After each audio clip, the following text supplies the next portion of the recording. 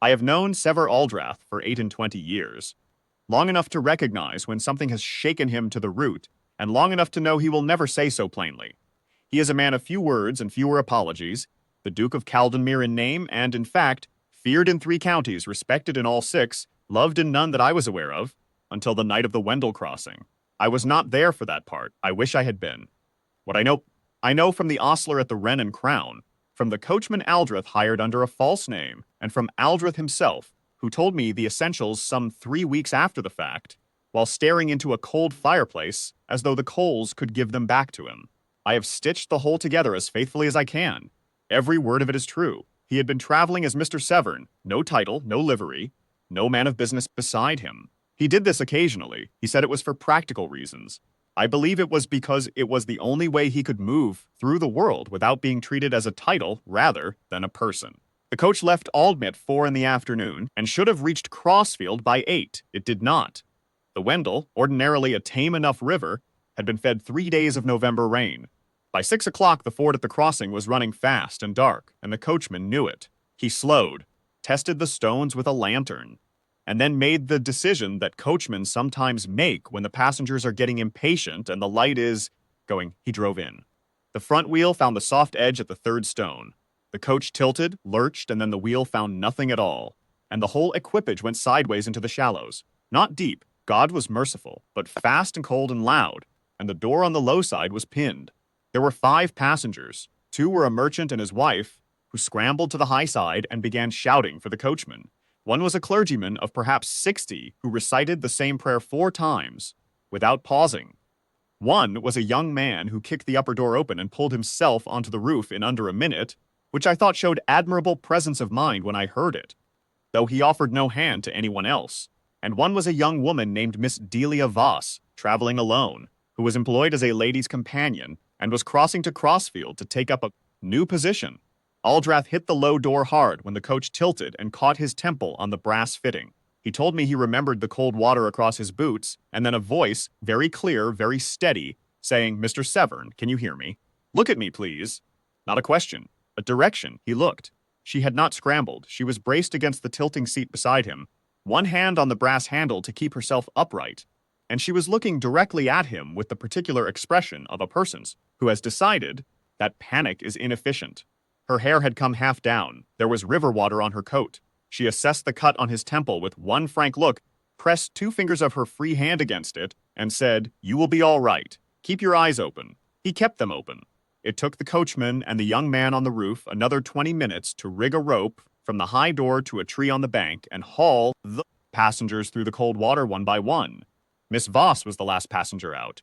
She did not leave Aldrath's side until he was upright and moving, and when he swayed at the bank, she put her shoulder under his arm without a word of ceremony and walked him to the gravel herself. The Wren and Crown was half a mile up the road. The merchant's wife hired the only private room. The clergyman had the parlor. Miss Voss, the young man, the coachman, and Aldrath were given stools near the taproom fire and told that supper would be another hour. He stood very still. The cold had gone into him, and the cut was still seeping, and he was, though he would never have named it so, frightened, not of the water, but of the gray at the edges of his vision that had been there since the coach went down. He had struck his head badly enough to warrant concern. She saw it. She had been wringing river water from her second glove, and she looked up, set the glove down on the fender with the precision of someone finishing a task, and moved her stool next to his. She did not ask permission. She said, "Let me look again." He let her. She examined the cut with the candlelight, asked him to follow her finger, left and right, twice, and then said, "You should not sleep for a few hours. I will sit with you." "You have no reason to do that," he said. He told me those were his exact words, and that even as he said them, he heard how peculiar they were, not as rudeness, but as genuine bewilderment. Nobody sat with him for no reason. There was always a reason. "I have no pressing other occupation," she said. "It is that or listen to Mr. Holt, the young man. Tell the ostler how he opened the door, which I have now heard twice." She settled on the stool with the calm of a woman making herself comfortable for a long evening, and she did not look at him with any particular significance, and she did not appear to require a response. He did not give her one, but he did not move away. They talked, in the way that people talk when they have been shaken and have nowhere to go, and the fire is warm. She told him about the position in Crossfield, companion to a widow of 60, which she said suited her well enough. She preferred a quiet household. He asked her why, which was not the question strangers usually asked, and she said, without apparent self-pity, that she had learned early that quiet was where she thought most clearly, and she had found she preferred her own thinking to most other company. He said, "Do you find this company disagreeable?" "Not yet," she said, with such perfect equanimity that he almost smiled, which he told me was itself unusual. He did not tell her who he was. He was Mr. Severn. It seemed important to remain so. She did not ask beyond the name.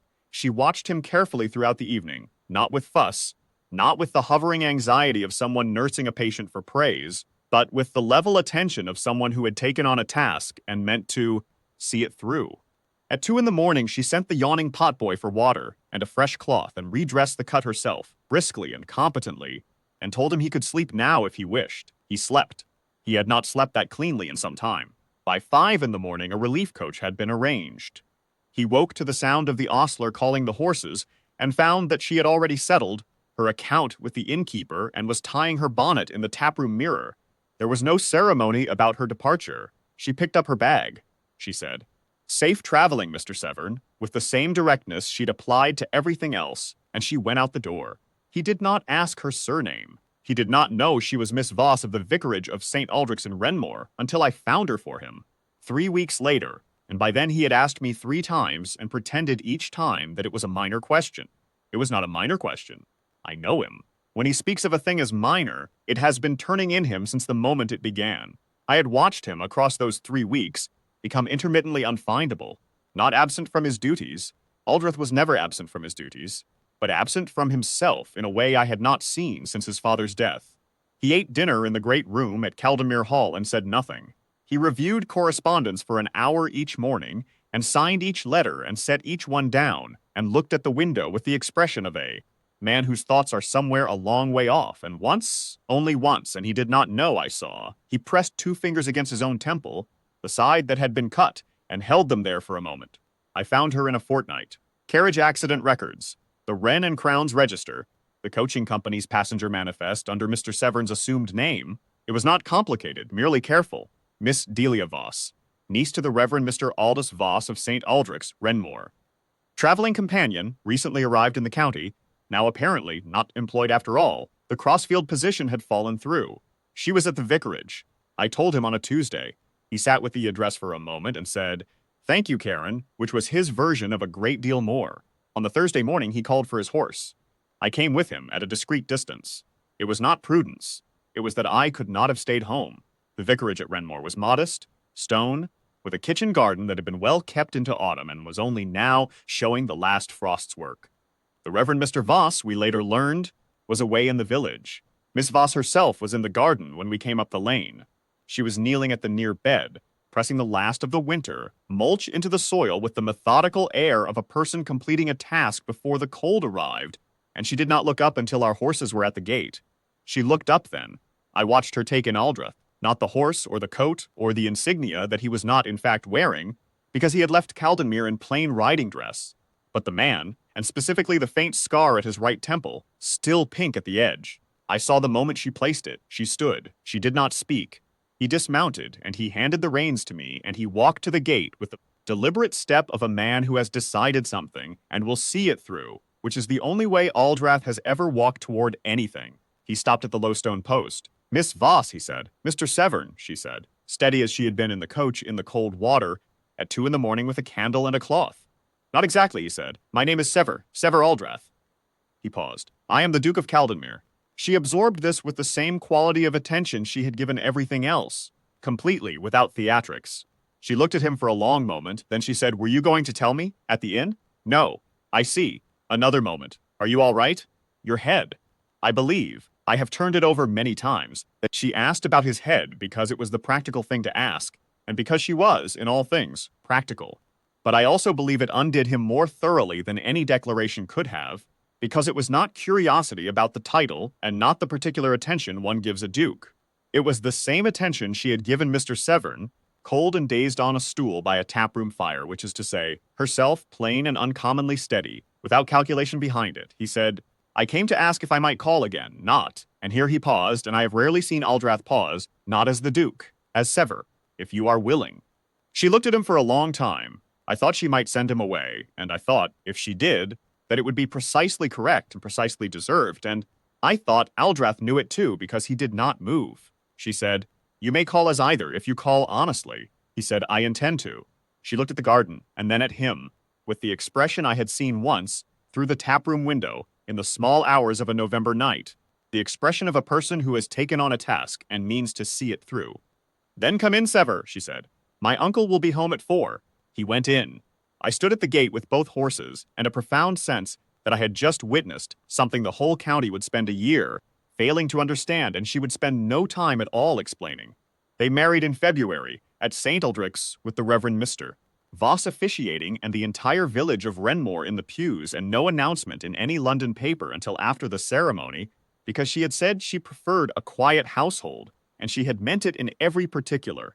Aldrich stood at the altar with the expression of a man who has, after a very long time, been helped without calculation. It suited him.